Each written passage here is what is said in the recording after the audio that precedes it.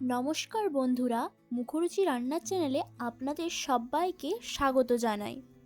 আজকে আমাদের recipe bread pakora. দেখুন কত সুন্দর হয়েছে, এটা খেতে খুবই টেস্টি। তো চলুন বেশি কথা না বাড়িয়ে রেসিপিটা শুরু করা যাক। রেসিপিটা তৈরি করার জন্য একটা বোলের মধ্যে 2 কাপ বেসন নিয়ে নিচ্ছি। গ্রামের দিক থেকে 250 গ্রাম।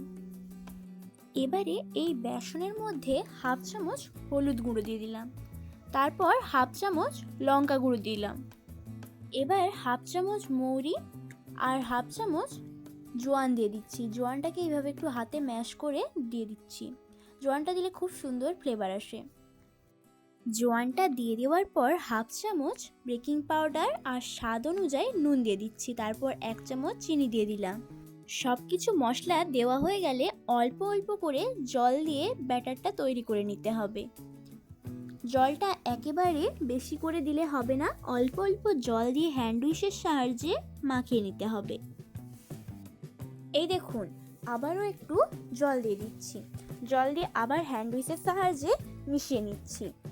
দেখুন অল্প অল্প জল দিয়ে ব্যাটারটার সঙ্গে ভালোভাবে মিশিয়ে নিচ্ছি। দেখুন ব্যাটারটা তৈরি হয়ে গিয়েছে। কীরকম তৈরি হয়েছে দেখেই বুঝতে পারছেন, খুব বেশি মোটাও নয় খুব বেশি পাতলাও নয়।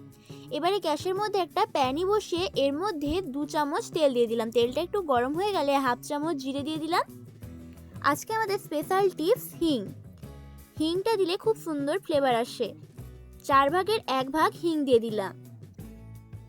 এবারে 1 চামচ গ্রেট করে রাখা আদা আর লঙ্কা কুচি দিয়ে দিলাম। সব কিছু দিয়ে ভালো করে নাড়িয়ে চাড়িয়ে ভেজে নেব।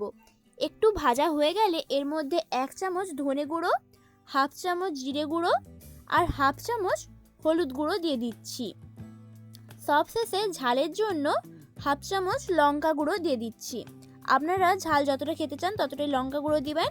এবারে স্প্যাচুলার সাহায্যে ভালো করে নাড়িয়ে চাড়িয়ে ভেজে নেব।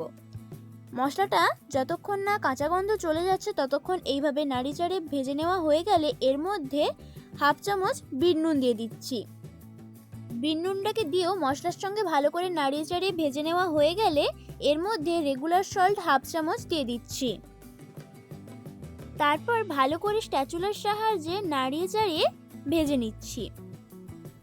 দেখুন মশলার কাঁচা গন্ধটা চলে গিয়েছে। এবারে এর মধ্যে সেদ্ধ করে রাখা আলুটাকে দিয়ে দিচ্ছি। আমি 3টে বড় সাইজের আলুকে সেদ্ধ করে ভালো করে ম্যাশ করে রেখেছিলাম। দেখুন পুরো আলুটাকে দিয়ে দিলাম, তারপর ভালো করে মশলার সঙ্গে মিশিয়ে নিচ্ছি। এই সময় গ্যাসটাকে একেবারে লো ফ্লেমে রাখতে হবে, না হলে কড়ার মধ্যে লেগে যেতে পারে। দেখুন আলুটার সঙ্গে ভালো করে মশলাটা মিশিয়ে নিয়েছি। এবার একটা থালার মধ্যে নামিয়ে নেব, তারপর এইভাবে ছড়িয়ে দেব যাতে ঠান্ডা হয়ে যায় তাড়াতাড়ি। দেখুন এইদিকে 4টা পাউরুটি নিয়ে নিয়েছি। এবারে একটা পাউরুটির ওপর এইভাবে আলুটাকে দিয়ে দিচ্ছি। পুরো পাউরুটির ওপর ভালো করে দিয়ে দিলাম।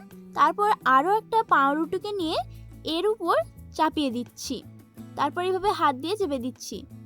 একই রকমভাবে আরও একটা আপনাদেরকে করে দেখিয়ে দিচ্ছি। দেখুন পাউরুটির উপর 1 চামচ আলুটাকে দিয়ে দিব, তারপর এইভাবে চামচের সাহায্যে পুরো আলুটাকে ছড়িয়ে দিলাম। পাউরুটির মধ্যে আরেকটা পাউরুটি এইভাবে চাপিয়ে দিলাম। দেখুন এইবারে আপনাদেরকে কেটে দেখিয়ে দিচ্ছি। এইভাবে ত্রিকোণা করে কাটতে হবে। আস্তে করে কেটে নিলাম। দেখুন কত সুন্দর দেখতে লাগছে। একই রকমভাবে সব পাউরুটিগুলোকে তৈরি করে নেব।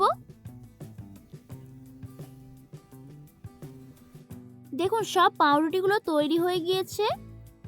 এবারে গ্যাস অন করে কড়া বসিয়ে দিচ্ছি। কড়ার মধ্যে পরিমাণ মতন তেল দিয়ে দিচ্ছি। তেলটা গরম হতে হতে এইদিকে পাউরুটিটাকে ভালো করে কোট করে নিচ্ছি। এইরকম পাউরুটিটাকে নিয়ে এইরকম 3টে সাইড ব্যাটারের মধ্যে ডুবিয়ে দিলাম।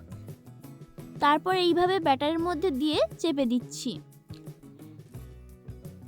দেখুন এবারে তেলের মধ্যে ছেড়ে দিচ্ছি। আরও একটা দিয়ে দিলাম। এবারে একটু যখন উপরটা শুকিয়ে যাবে তখন এইভাবে উল্টে দিতে হবে। এই দেখুন আস্তে করে উল্টে দিলাম। দেখুন ভাজা হয়ে গিয়েছে। এবারে ছান্তার সাহায্যে তেল ঝরিয়ে তুলে নিচ্ছি। আপনাদের সুবিধার জন্য আরও একটা করে দেখিয়ে দিচ্ছি। তেলটা খুব ভালোভাবে গরম হয়ে গেলে তেলটার মধ্যে পকোড়াটাকে দিয়ে এইভাবে ভেজে নিতে হবে। দেখুন উপরটা যখন একটু শুকনো হয়ে যাবে তখন এইভাবে উল্টে দিতে হবে, তারপরে ভালো করে ভেজে নিতে হবে। একই রকমভাবে সব পাউরুটিগুলোকেই ভেজে নেব।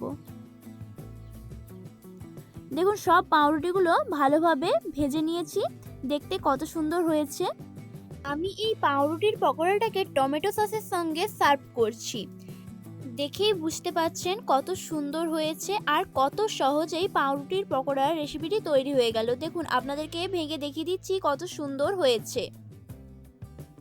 এই রেসিপিটি যদি আপনাদের ভালো লেগে থাকে তাহলে লাইক এবং কমেন্ট করবেন, আর এরকম আরও নতুন নতুন রেসিপি পাওয়ার জন্য চ্যানেলটিকে সাবস্ক্রাইব করে রাখবেন। ধন্যবাদ পুরো রেসিপিটা শেষ পর্যন্ত দেখার জন্য।